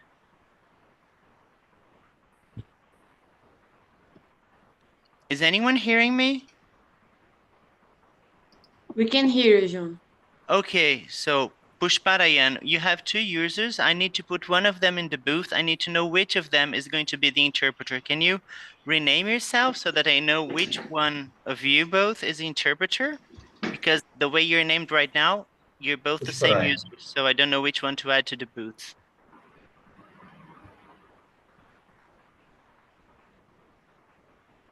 On the while, I'm adding Julia back to the French booth because something happened and she was dropped out. Julia, you should be in the French booth now. Is anyone else out of the booth? Please write on the chat. Myself out of the booth. Okay, Pushparayan, you have two different users for two different devices. No, I have only one device. Okay, I don't know why. Then I'm seeing two Pushparayans. When I type your name here on the list of interpretation, I only see one of your devices. I'm adding you to the right now. Do you see interpretation controls now? Okay, so can you please turn your mic on the device that you're using to interpret? Your mic is currently off in your interpretation device. I need you to turn. Okay.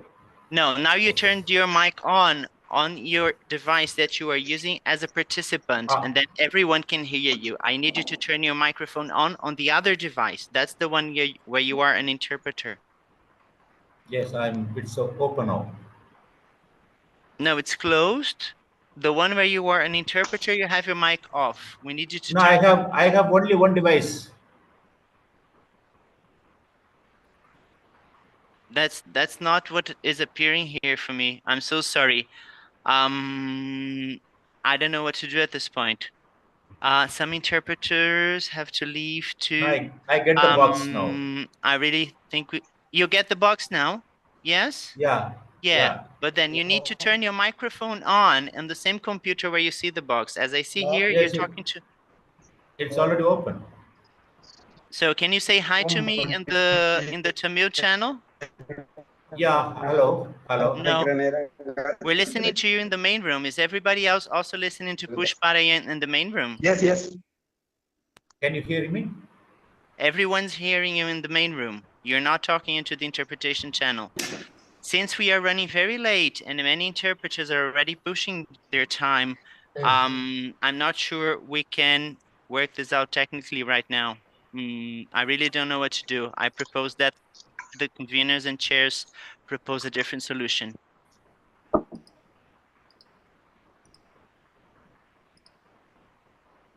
Okay, so maybe, well, because we don't have a lot of time, apologies that we are not going to be able to hear you, but we're gonna pass to the next theme, which will be short. Mayra, I give you the mic.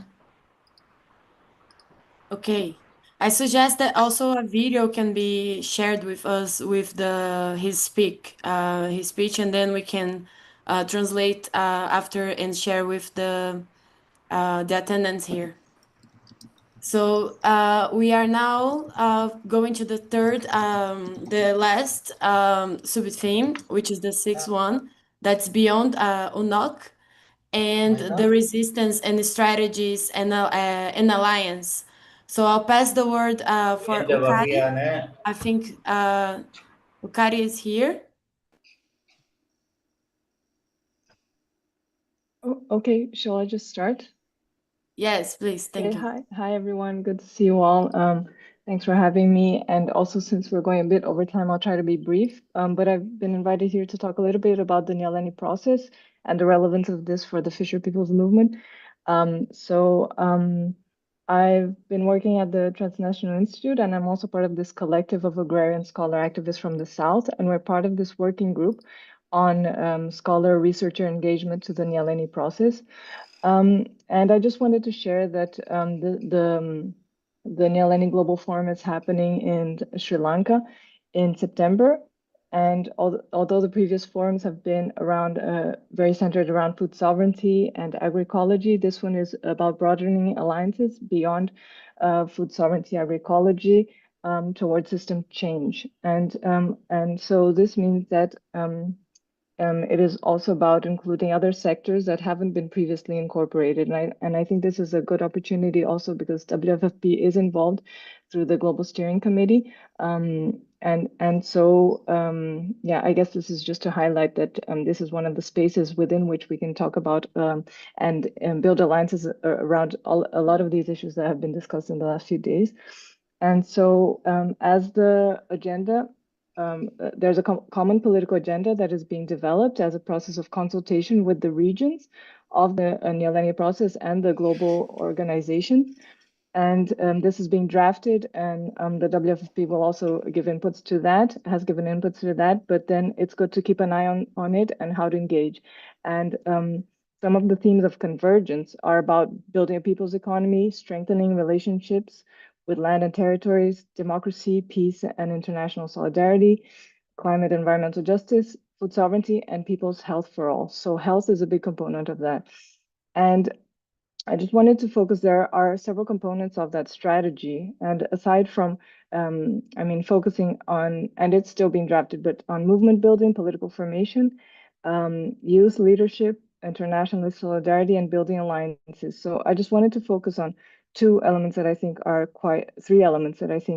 may be relevant to keep an eye on and potentially engage with, which is the question of political formation, which I think a lot of the elements that were shared here are relate to the question of political formation, which is about developing capacity at the grassroots, and also about developing knowledge around what is happening around, capitalist expansion, about what is happening at the level of financialization, false solutions, WTO, multilateralism, and part of that is of popularizing education. And so that is something that is happening in Nyaleni, and maybe like there can be some convergence around Fisher people's issues and the different constituencies also in Nyaleni. So we're talking about solidarity economy, peasants and workers' rights, and they're also trying to connect more with workers and migrant workers.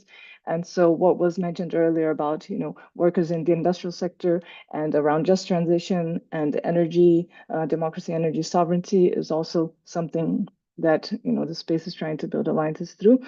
And then I mentioned also about alliance building, and then about the scholar and researcher engagement, which I think this space has been an example of how scholars and researchers are also helpful allies and part of also the movement. But within the Nyaleni process, we're also trying to create a space that is of dialogue between movements and researchers, scholars. So there's a working group working on that, and how to make researchers and scholars engaged as also a collective, and think about how they can support movements with and different ways in which to do that, creating a space of dialogue.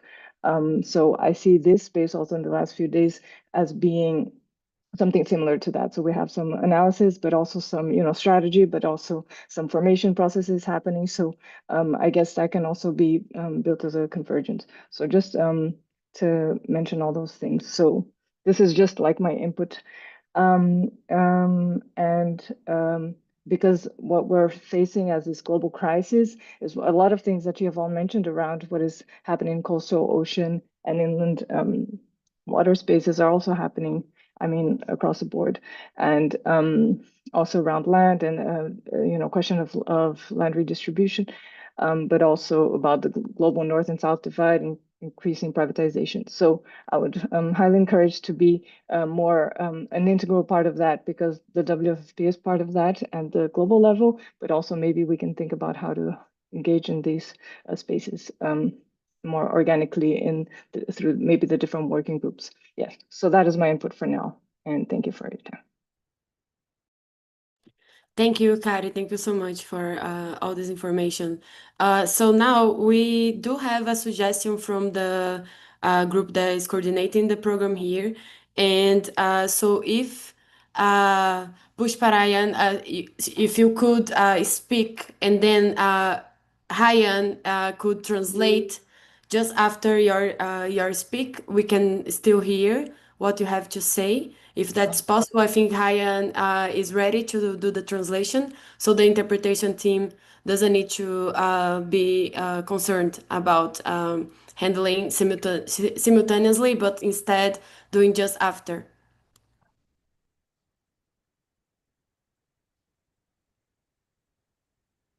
Hayan, can you please confirm that we can do this? No, Maria, Anna Rasa should speak. Ryan will translate. So Ryan will not speak. Yes, it's பேசலாம் confirmed. Yes, ஓமாம். நீங்க பேசலாம். பேசலாம். Okay, அந்த பெருங்கடல் மாநாடு இதுல பெரும்பாலானோரால சொல்லப்பட்ட விஷயம், ஐநாவும் சரி அல்லது பெரும் நாடுகளும் சரி தங்களுடைய தேவைக்காக நவீன தொழில்நுட்பம் என்ற போர்வையிலே வளங்களை சூறையாடுவதில் ஒரு தூர நோக்கோடு எங்களுடைய இயற்கை வளங்களை நவீன தொழில்நுட்பத்தோடு தங்களுடைய நாட்டுக்கு தேவையான உணவுக்காக சூறையாடுற ஒரு செயல்பாடு இலங்கையிலே இருக்கிறது.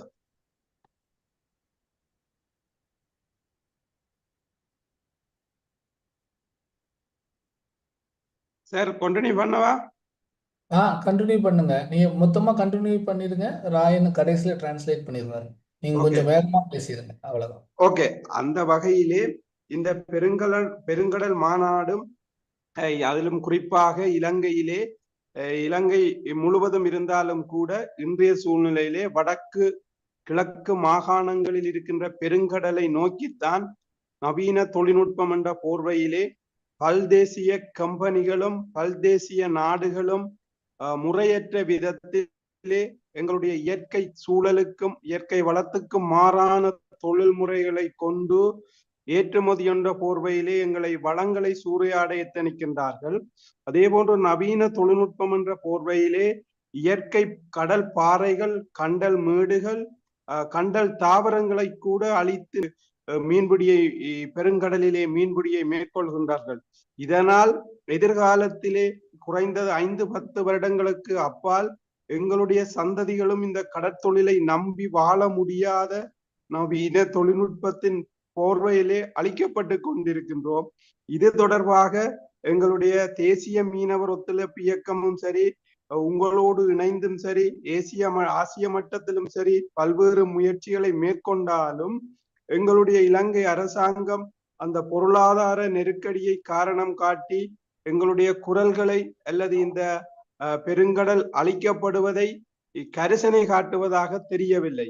ஆனால் இந்த நேற்று இன்று நடந்த மாநாட்டிலே பல்வேறுபட்டவர்கள் ஐநா உட்பட தாங்கள் தயாரிக்கப்படுற சட்டங்களையும் கொள்கைகளையும் இந்த பெருங்கடல் மீனவர் மீதோ அல்லது சிறுகடல் மீனவர்கள் மீதோ தெளிப்பதற்கு எத்தனிக்கின்றார்கள், திணிப்பதற்கு எத்தனிக்கின்றார்கள்.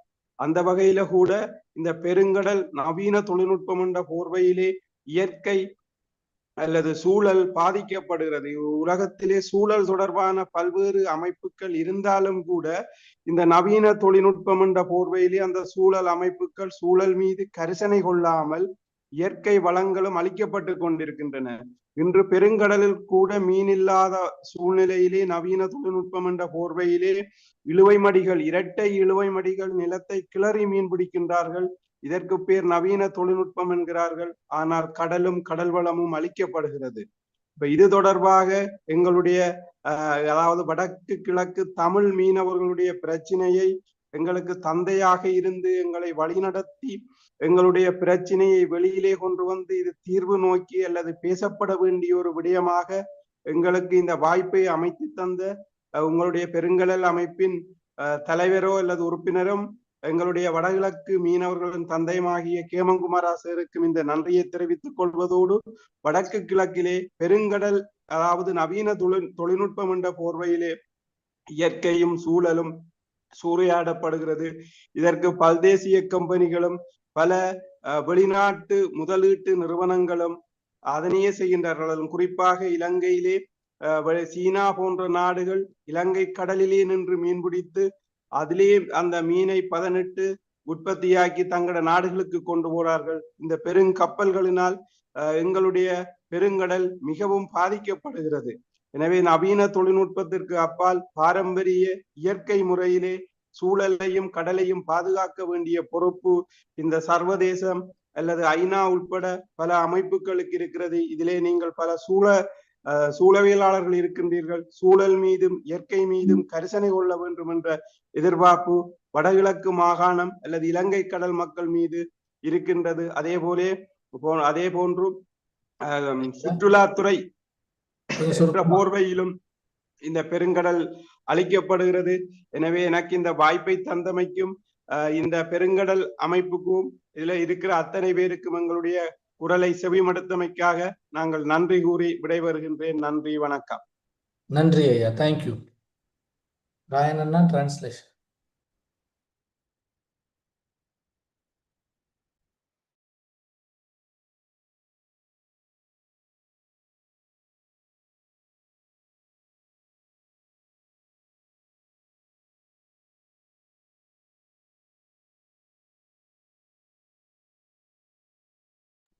I think, Ryan, you have to go to the outside the booth, right? So you have to get out of the Tamil booth and jump into the main room.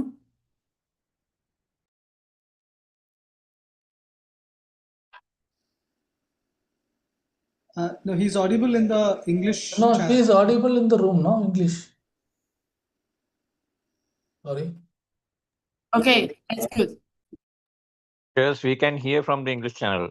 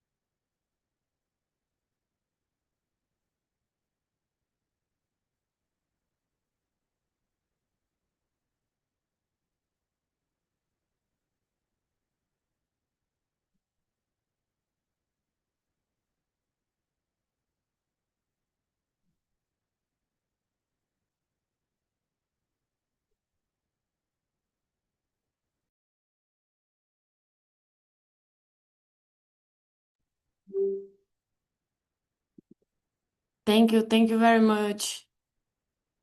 Can I pass the word for Ben? I believe Ben is here. We were struggling to identify you because was not reading Ben, but I believe you're here. Ben will talk about the Fisher People's Tribunals.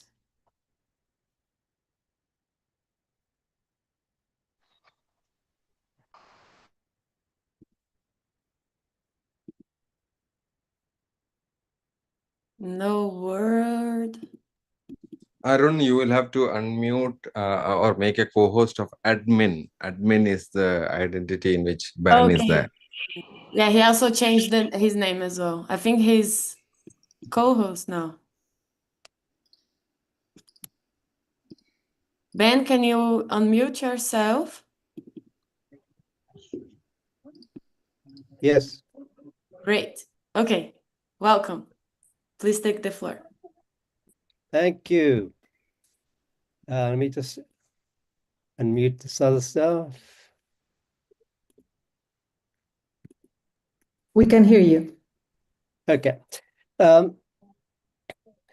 Let me introduce myself by saying I've been asked to present the findings of the Fisher People's Tribunal held in August last year. I was one of the jury members.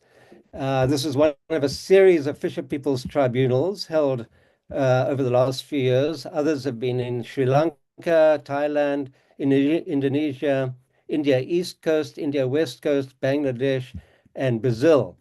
And what I've been asked to do is just present a brief summary of the main findings of 3 days of intensive analysis and diagnosis and recommendations. Other members of the tribunal were three South Africans: Andy Johnson, who was a founding member of the World Forum of Fisher Peoples, Makoma Lekalakala, director of EarthLife Africa, and myself. And then we also had Gianni Tognoni of the Permanent People's Tribunal, Maloon Kotari, who is UN Special Rapporteur on Adequate Housing, and Professor Uche Ofadila from University of Arkansas.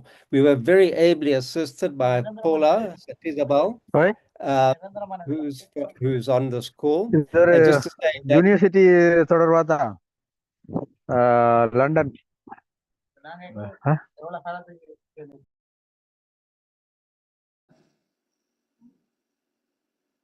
Vasak, you're on the Ben, English can channel. you please unmute yourself because you're just being mute, and I think someone else is speaking. Okay. Ben, okay, can you can you please hear me now? Okay, yes, please follow up. Did you hear my introduction? Yes, we did. Okay, fine. Just had a little. So just to say, we were very ably assisted by Paula, who's one of the facilitators here. This tribunal was convened by Coastal Links of South Africa, which is represents the interests of small-scale fishers in South Africa. It was formed more than 25 years ago. And Masifundise, which was first established in 1980, but from 2004 focused only on supporting the struggles of small-scale fishers. And Nasir Jaffa, who led the organization for 20 years, was on this call. I hope he's still here. So the tribunal was a powerful and moving event. We, the jury, we heard detailed and compelling evidence from a number of researchers and lawyers, as well as testimonies by over 100 small-scale fishers from different parts of South Africa, including inland fisheries. Charge sheets were drawn up by public interest lawyers, mainly from the Legal Resources Center, and were backed powerfully by members from communities themselves. The community members included victims of violent attacks by conservation officials working in protected areas, and one of the victims was present in a wheelchair and spoke most movingly. So to get to the findings of the jury of the tribunal, as a jury, we found that, number one, after the end of apartheid in 1994, small-scale fishers and civil society allies played a crucial role over many years in successfully advocating for progressive policies to support small-scale fisheries, such as amendments to the Marine Living Resources Act and the Small-Scale Fisheries Policy, of 2012. But number two, these policies are contradicted and undermined time and again on a daily basis by inappropriate regulations and inadequate implementation, which include the continued exclusion of community members from fishing opportunities, unworkable models of fishing cooperatives, regulations that favor commercial interests, inadequate access to traditional fishing grounds, and a lack of protection of fishers' rights. These have the effect of exacerbating poverty and deepening the food insecurity of members of fishing communities. Number three, small-scale fishers face significant barriers, in part due to government bias in favor of large-scale commercial, that is, capitalist fishing companies, as well as the substantial recreational fishing subsector, which is dominated by historically privileged white South Africans. Number four, the neglect of fishing community members is in stark contrast to government's strong support for foreign and domestic corporations, including those in extractive capitalist industries like mining and offshore oil exploration. These are displacing and marginalizing fishing communities and harming coastal and riverine ecosystems.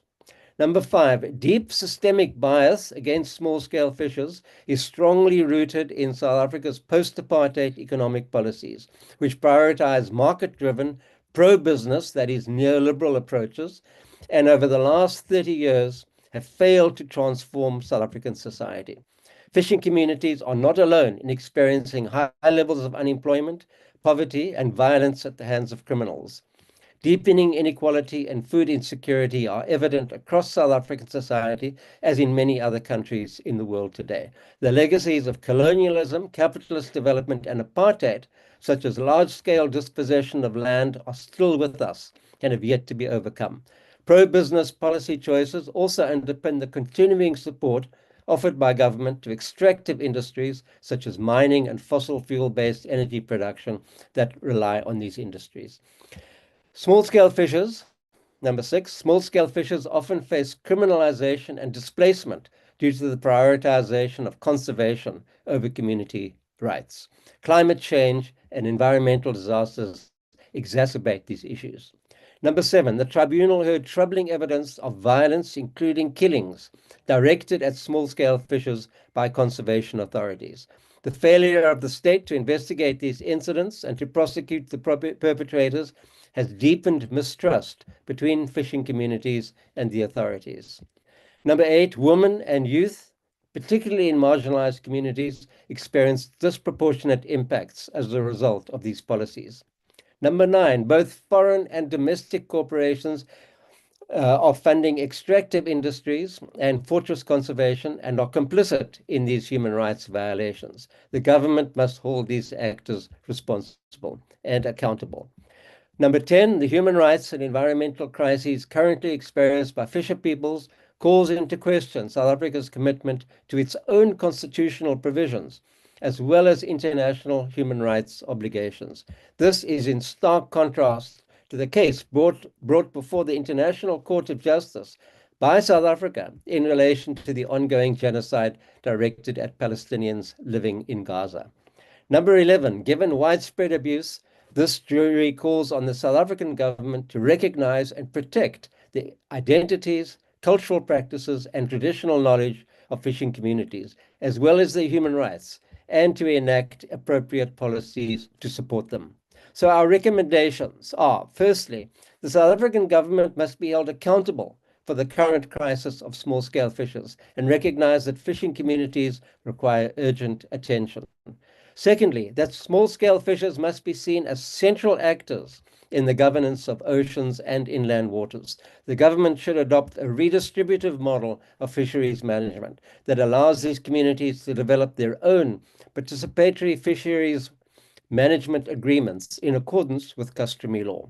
Thirdly, that government should adopt an approach to biodiversity conservation that respects customary fishing rights and values indigenous knowledge. Fourthly, that government must urgently conduct an inquiry into the use of excessive force by park rangers in marine protected areas. And fifthly, the jury calls on the South African government, as well as regional and international human rights bodies, to take concrete and urgent action to ensure that national and international human rights commitments are complied with. I'd like to add a thought which the jury discussed and made known during the tribunal in relation to strategy.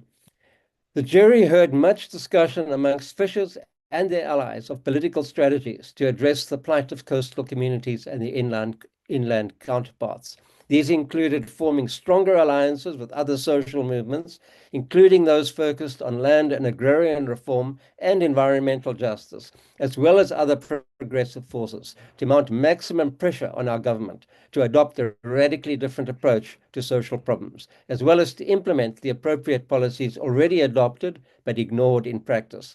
We recommend that small-scale fishers pursue these strategies with vigor and determination and aim to contribute to the revival of progressive civil society so that it can contribute to progressive social change. Thank you. Thank you so much, Ben. Thank you so much for explaining for us this important movement, which is the People's Tribunals. This is when the governments fail to bring justice to the people, and the people take their own justice and organization to actually show the world what's really happening in the ground, in the communities by these enterprises and corporations. So thank you so much. I pass now the word. Actually, I'm going to share my screen now and present a video from our comrades from La Via Campesina. And I do need to share the audio also. I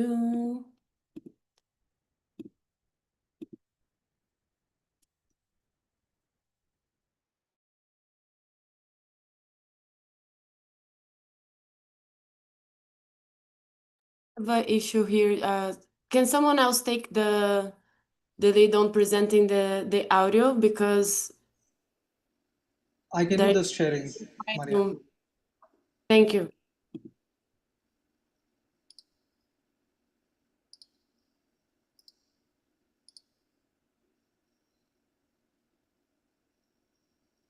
Is the video visible? Yes, it is. I think it's in the middle of it, so if you can push it to the beginning. Dear friends and comrades from WFFP, my name is Morgan Odi. I'm a small-scale farmer in France, and I am the general coordinator for La Via Campesina International. This message is to congratulate you for your conference. And also I will take this opportunity to talk about the very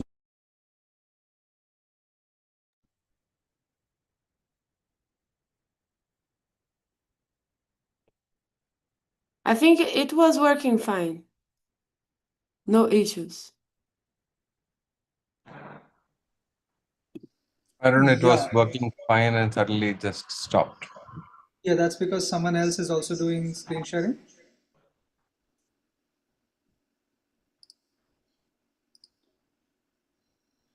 I'll try it again.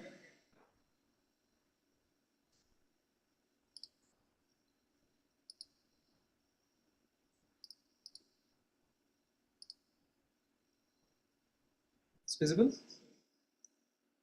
Yes.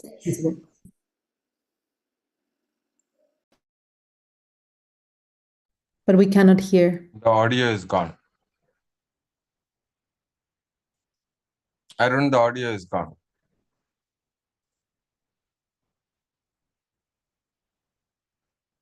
Okay, give me a moment.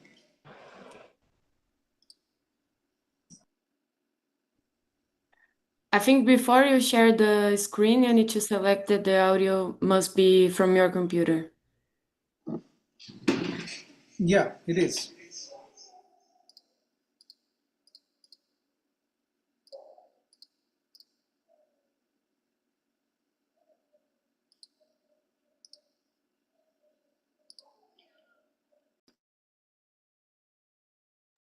We cannot hear.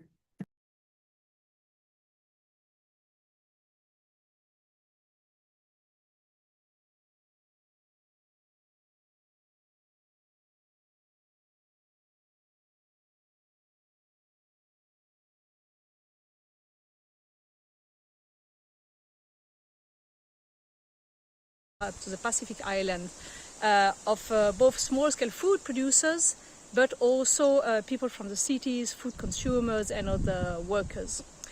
And this is a very important task that we have as small-scale food producers to strengthen these alliances in order to make proposals for humanity on how to face the huge challenge that you have.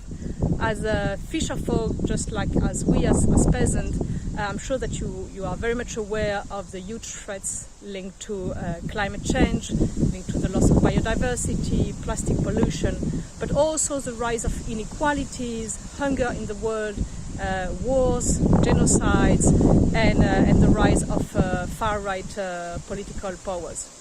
In front of all this is our responsibility as a small-scale food producers to really talk to other social organizations, in particular to trade unions, urban poor, and other sectors of the society, and propose a way for a more sustainable society built on social justice, climate justice, where as a small-scale food producers, our role is recognized.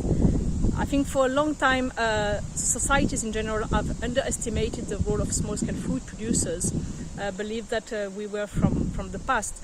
But now in front of these challenges, it's very clear that our role in order to produce food for the communities, it's really central. And it's central because we produce food, but also because we take care of our territories. We take care of the land, we take care of the rivers, we take care of the sea. And in front of the environmental crisis, this sort of taking care of the territories is very important. So from La Via Campesina, we really hope that we can continue to work with the WFFP and with artisanal fisher folk from all over the world. I wish you a very good meeting, and I really hope that we can continue on the long term to work together. Globalize the struggle, globalize hope. Very good message from La Via Campesina. So now I handle the floor for Carson. He will bring some reflections from this moment here, and after will be Dauda. So please, Carson. Thank you, Mayra, and thank you to everyone who is still in this meeting.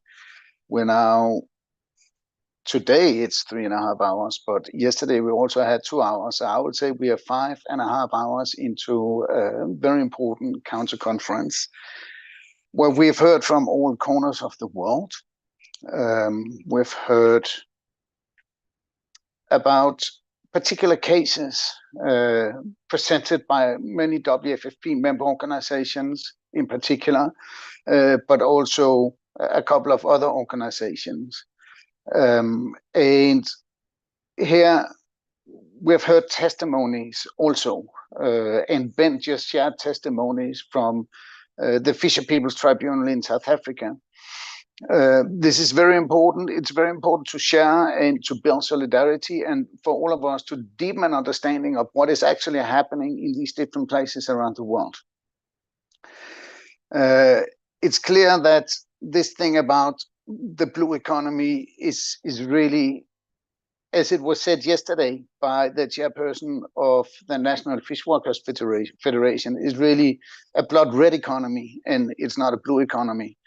It is also clear that the powers that we're up against, or WFFP is up against, and all of you fisher representatives in the different parts of the world are up against, are not small powers. It's massive. Liam Campling spoke about the centralization of capital and also the centralization of political power in the context of industrial fishing, in the context of shipping. I think this kind of analysis is what we need more of. We need a better understanding of how the corporate players accumulate capital, centralize their powers, which is what continues to pave the way for them to maximize profit.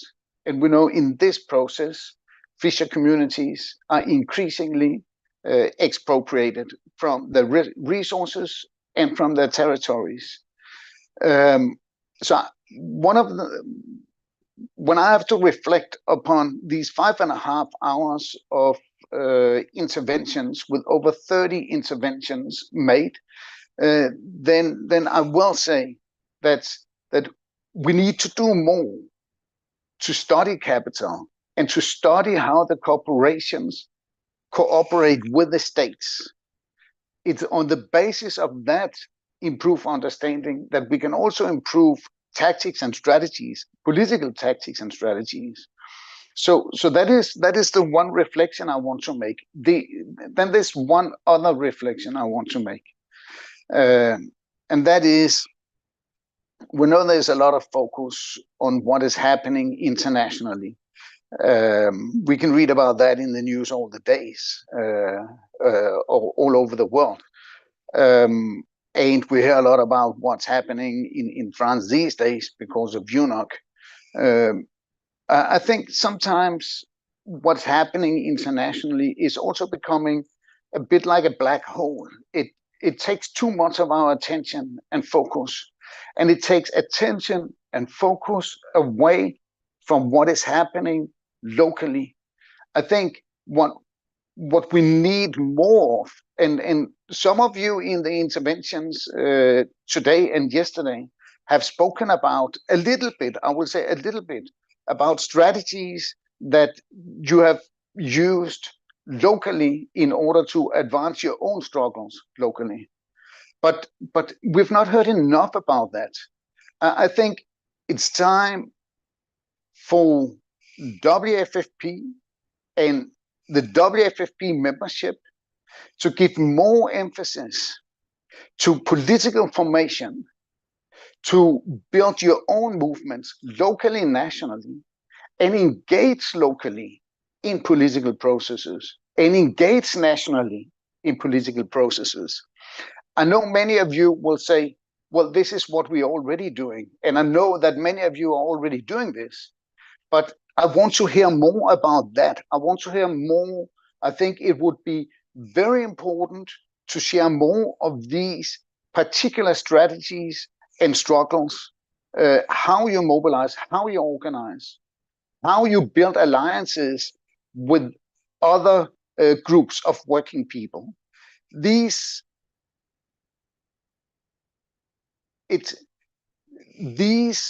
are, for me, as I see it, these are the fundamentals in order to change political power. It's necessary to work locally, build power locally also, in order to gain political influence, also in national level decision-making processes. So this is like confronting the powers from below to the top. This is ultimately also how the conversations will be changed internationally. So I will conclude with those words, and then obviously, I mean, congratulate all of you for this massive achievement of lifting this task of having this conference with all of these people. So thank you very much. Thank you so much, Carson. Dauda, please take the lead. Je remercie tout un chacun qui ont pris la parole. Je remercie Paula pour leur facilitation et tous les experts qui étaient là à nous accompagner tout au long de notre combat, de notre lutte qui partage nos rêves. Je vous remercie pour cette opportunité aussi de m'exprimer sur les menaces qui pèsent aujourd'hui sur nos mers, sur nos communautés, notre avenir. Nous avons deux crises qui avancent main dans la main, Elles ne sont pas naturelles, évidemment, mais elles sont le résultat de politiques imposées par des États, des institutions financières et multinationales qui cherchent à transformer notre océan en marchandises au détriment de celles et ceux qui vivent depuis des générations. Actuellement, le changement climatique frappe de plein fouet les océans.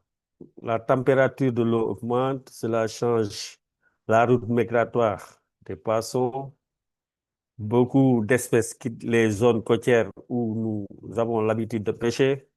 Certaines même disparaissent. Et le niveau de la mer monte de plus en plus. Nos villages côtiers sont inondés. Nos quais de débarquement sont endommagés. Nos plages grignotées de plus en plus. Et les océans s'acidifient. Et avec eux, tout un écosystème s'effondre, qui va s'effondrer. Et pourtant, nous, les pêcheurs artisanaux, ne sommes pas responsables de cette crise. Ce sont les grandes industries, les, les transports, l'agriculture intensive, l'exploitation du pétrole et du gaz qui polluent et émettent des gaz à effet de serre qui détruisent la planète. Nous subissons, nous sommes les victimes et nous devons aller plus loin pour pêcher avec plus de risques et moins de résultats. On a moins de poissons. En plus de cela, nous assistons à un phénomène de plus en plus inquiétant qui est l'accaparement de nos espaces maritimes au nom de la conservation de la nature. Des zones entières sont privatisées, on y installe de l'aquaculture industrielle, on y fore du pétrole et du gaz, on construit des hôtels touristiques de luxe et souvent, ça se fait sans consultation, sans respect pour les droits traditionnels que nous sommes, des pêcheurs que nous sommes, qui vivent là depuis des siècles. On nous dit que c'est pour protéger l'environnement, mais en réalité, beaucoup de zones marines protégées sont utilisées pour expulser les pêcheurs artisanaux, tout en autorisant les grosses industries de continuer à piller nos ressources. C'est une injustice totale. Injustice totale. Oui. Les premières victimes de cette double crise, c'est nous les pêcheurs, les femmes transformatrices, les mareyeurs, les jeunes qui voient leurs avenirs disparaître dans les vagues, sont obligés de prendre les pirogues en quête d'un avenir meilleur. Parce que beaucoup de jeunes ont pris, ouest africains ont pris les pirogues pour aller rejoindre les côtes espagnoles à cause de mauvaises politiques, de manque de transparence de nos mers. Mais nous sommes les vrais défenseurs de l'océan parce que nous avons une relation vivante, culturelle avec la mer. Nous savons comment préserver, comment pêcher sans épuiser, comment transmettre aux générations futures. Ce ne sont pas les autres, les entreprises qui vont sauver l'océan. Ce ne sont pas les capitalistes qui vont sauver l'océan. Ce sont les communautés côtières, les savoirs traditionnels et la pêche durable et la solidarité qui va nous sauver. Nous devons résister face à l'accaparement. Nous devons résister à l'exclusion. Nous devons résister à la destruction. Mais nous devons aussi proposer une justice climatique qui protège les droits des pêcheurs, une gouvernance communautaire des océans, une pêche artisanale durable, respectueuse de la nature et des gens qui vivent une reconnaissance de nos droits coutumiers et territoriaux aussi. En vérité, on ne sauvera pas les océans sans les pêcheurs que nous sommes. Et on ne sauvera pas les pêcheurs sans justice. Face au changement climatique, à l'accaparement, il est temps de choisir un océan entre les mains des puissants ou un océan libre entre les mains de ceux et celles qui l'aime et le protège. En tout cas, moi, j'ai choisi mon camp. Parce que beaucoup de nos compatriotes sont aujourd'hui de l'autre côté en train de légitimer les décisions de ceux qui nous ont privés nos moyens de subsistance. Je respecte leur choix et ils sont dans leur droit. Mais à mon avis, beaucoup le font par ignorance et manque ou bien par profit.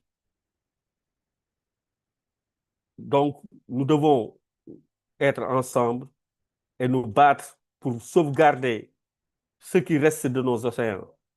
Le forum, le WFFP, que tu sois membre du WFFP, que tu ne sois pas membre du WFFP, chaque où que tu sois, il se lutte pour préserver le droit de tous les pêcheurs du monde, de tous les opprimés, parce que nous choisirons toujours d'être le côté des opprimés et d'être en face de ceux qui nous ont privé nos ressources et nos moyens de subsistance. En tout cas, je remercie tout un chacun de cette très grande et belle initiative que nous avons tous mise en place pour essayer vraiment de restaurer la dignité, de donner la parole à ceux qui sont opprimés, de donner aussi l'opportunité à ceux qui ne savent pas de savoir, parce que beaucoup de choses ont sorti ici aujourd'hui. Donc, je remercie tout un chacun d'être là et vraiment, encore une fois, merci à tous. Et je pense que le message sera bien perçu par tout un chacun qui était là. Merci beaucoup, encore une fois.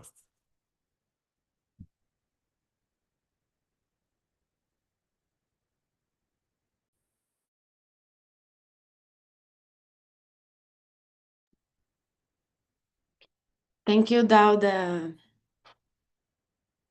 I will invite Paulita and I to close the sessions now. Thank you. Thank you so much. Thank you to all.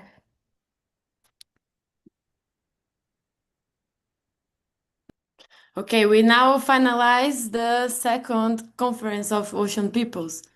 Thank you so much for everybody who participated, everybody who's here in person, present virtually, because our hearts are connected in person somehow. So, sorry. So thank you so much. Thank you everyone. Thank you as well. I hope this continues to inspire. All these words resonate with our struggle, resonate with our work. We definitely have a lot to do together, and it's very important that we are here claiming all these voices. Also, thank you to the interpreters for the support and for staying longer. You're very, very crucial for us to be able to communicate. So thank you to everyone. Thank you. Lovely. Again, we get to see Nasik Jafar at the end of the show. Wow. That's lovely, comrade. Tell us a message from your side and we'll wind up with you. Thank you, everyone. I'm always here. Okay. It's good to see that our comrades are keeping well and in good spirits and with us always. All right. Good night, everybody from India. I think it's multiple times. Main part. Okay. Thank you. Bye-bye. That's great. Look forward to seeing you in person soon, Comrade Nasik. Yes. Let us make the voluntary guidelines, binding guidelines. So we have to bring the master binding back. ones. Okay. Binding Okay. ones. That's the guidelines as it stands is no longer good enough. Let's move towards convention. Declaration. Yes. Wow. Big plans. I want to be part of big plans. Let's do it. Thank you, everyone. Bye. Bye, everyone. Bye-bye. Bye-bye. Bye, everyone. Lovely, lovely. Thank you. Bye. Thank you so much. Thank you. I hope somebody's taking a screenshot of these. Oh. Everyone can just Yeah. switch on the video, you know. Yes, turn down the video, whoever is still here. Superwoman, bye. All bye. Bye, Kirsten. Are you still there? Special thanks to our interpreters. Mm. Special thanks to our interpreters. Wow, what a long day, but they really held on. Thank you so much. Sure thing. Without them, we won't be able to talk to each other. All right. Bye-bye. Bye-bye.